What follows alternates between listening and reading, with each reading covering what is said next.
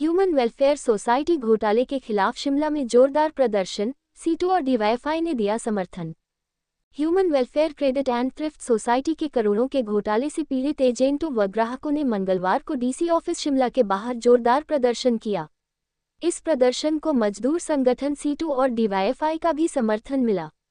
Situ प्रदेशाध्यक्ष विजेंद्र मेहरा, नेता बालकराम, विवेक कश्यप, हिमी देवी सहित कई नेता उपस्थित रहे। डीवाईएफआई नेता अंकित दुबे ने भी प्रदर्शनकारियों को संबोधित किया। पीड़ितों ने बताया कि यह सोसाइटी एक्ट में पंजीकृत थी और आरबीआई की गाइडलाइनों के अनुसार कार्य कर रही थी। देश के 9 राज्यों में कार्यरत इस सोसाइटी के बंद होने से हजारों लोगों की जमा पूंजी फंस गई है। हिमाचल प्रदेश में भी लाखों की संख्या में लोग प्रभावित हैं। प्रदर्शनकारियों ने बड्स एक्ट के तहत कार्रवाई, राष्ट्रीय प्रबंधन पर एफआईआर और गरीब ग्राहकों को लिक्विडेटर के माध्यम से पैसे लौटाने की मांग की है। पीड़ित इससे पहले दिल्ली के जंतर मंतर पर भी प्रदर्शन कर चुके हैं और अब जिला व ब्लॉक स्तर पर आंदोलन तेज करने की चेतावनी दी है। प्रदर्शन में मौजूद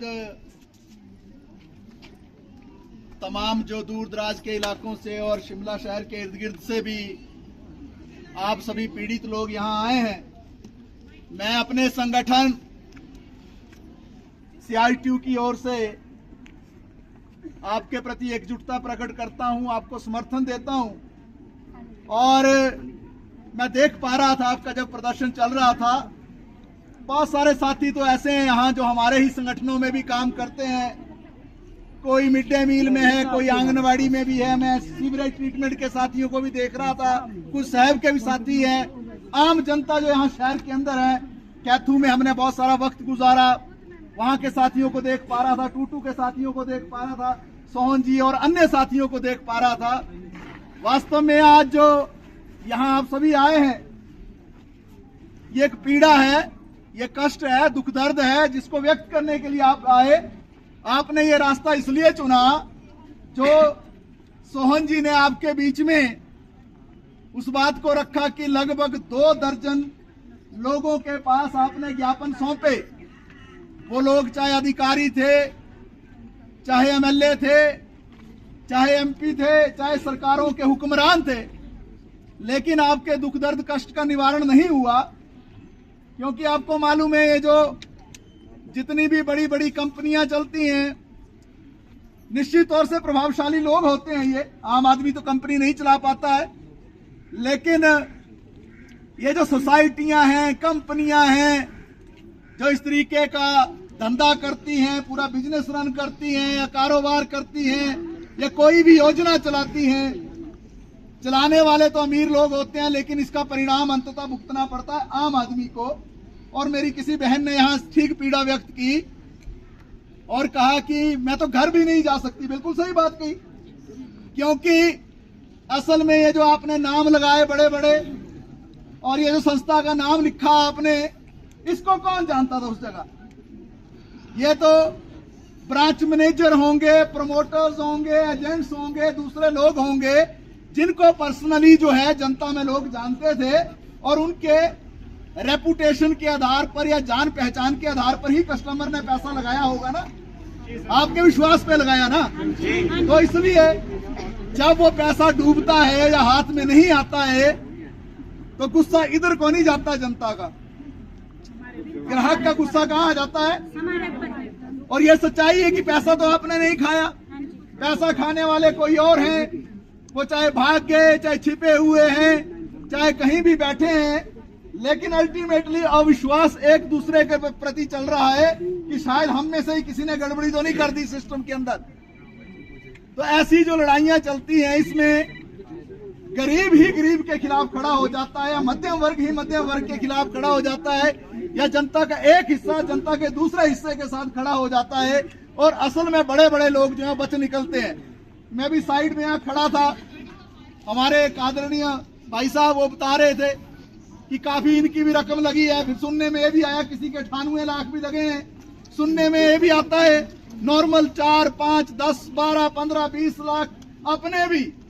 सिर्फ ऐसा नहीं है कि जो ग्राहक है, जो कस्टमर जिसको आपने वो उस योजना के दायरे में लाया, जिसको आपने जो उसमें जोड़ा स्कीम में, जिसने पैसा दिया, सिर्फ वो प्रभावित नहीं है, वो तो है ही है बेचारा।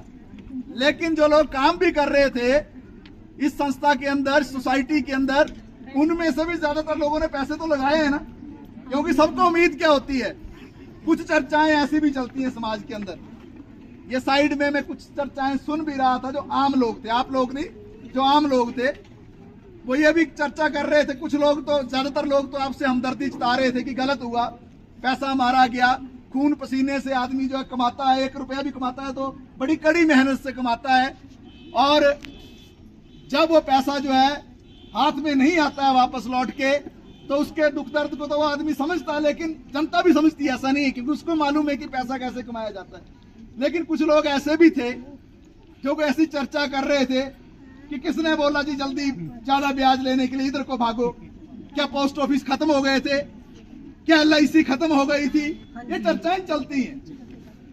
लेकिन हकीकत क्या है, जिसके पीछे जाना पड़ेगा। तो शुरू में एक भाई साहब ने यहां कहा था कि इस संस्था पर भी लोगों ने क्यों विश्वास कर लिया। इसलिए किया क्योंकि कहीं ना कहीं कोऑपरेटिव सोसाइटी के अंतर्गत अगर आप पंजीकृत होते हैं, कोऑपरेटिव सोसाइटी किसकी है, सरकार की। अगर RBI के अंतर्गत आपको लाया जाता है, उसकी निगरानी में, तो RBI किसका है, सरकार का। और सरकारें हम किस लिए चुनते हैं, कोई भी सरकारें हो ABC, इसमें मत फंसो, इसीलिए चुनते हैं क्योंकि जिस पे विश्वास होता है उसको वोट देते हैं कि वो चलाएगा 5 साल सरकार को। तो जब उस सरकार की संस्थाएं जो हैं वो इन चीजों में इन्वॉल्व होती हैं, तो आम आदमी जो, उसको विश्वास पैदा होता है कि नहीं नहीं यार, RBI इन्वॉल्व है, कोऑपरेटिव सोसाइटी इन्वॉल्व है, सब कुछ ठीक ठीक चलेगा, गलत नहीं होगा कुछ भी। लेकिन इसके बावजूद भी जब हो जाता है और हाथ में कुछ नहीं आता है, तो दुख दर्द और पीड़ा और कष्ट बढ़ता है। अब ये 2 आदमियों को मैं देख रहा था, अब ये तो इनको दुख दर्द कष्ट उतना नहीं हो सकता, क्योंकि आप रियल लाइफ के आदमी हो, एक्चुअल दुनिया के आदमी हो ना।